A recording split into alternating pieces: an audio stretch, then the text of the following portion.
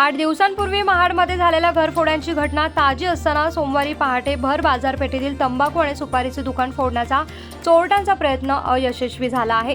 दरम्यान दुकानाचे शटर फोडण्याचा प्रयत्न करणारा चोरटा हा सीसीटीव्हीच्या कॅमेऱ्यामध्ये दिसत असून त्याच्या सोबत आणखी एक साथीदार असल्याचं दिसत आहे। आता तरी या चोरट्यांना महाड पोलीस जेरबंद करता का याची महाडकर नागरिक वाट पाहत आहे।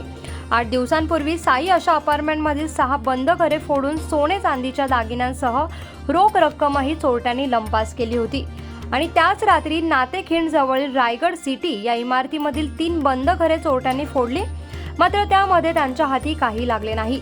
या घटनेला 8 दिवस होत नाही तोच महाड शहरातील भर बाजारपेठेतील प्रकाश माणिकचंद मेहता यांचे घाऊक तंबाखू आणि सुपारीचे दुकानाच्या शटरचे कुलूप तोडण्याचा चोरट्यांनी प्रयत्न केला, मात्र कुलूप न तुटल्याने त्यांचा हा प्रयत्न अयशस्वी ठरला।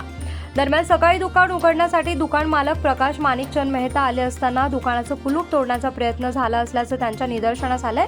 त्यानंतर त्यांनी त्यांचे सीसीटीव्हीचे फुटेज देखील पाहिले असताना त्याच्यामध्ये कुलूप तोडण्याचा प्रयत्न करत असलेला एक चोरटा आणि त्याचा एक साथीदार त्यांना दिसून आला आहे। त्यांनी त्वरित याबाबत महाड शहर पोलिसांना माहिती दिली असून पुढील तपास महाड शहर पोलीस करत आहे।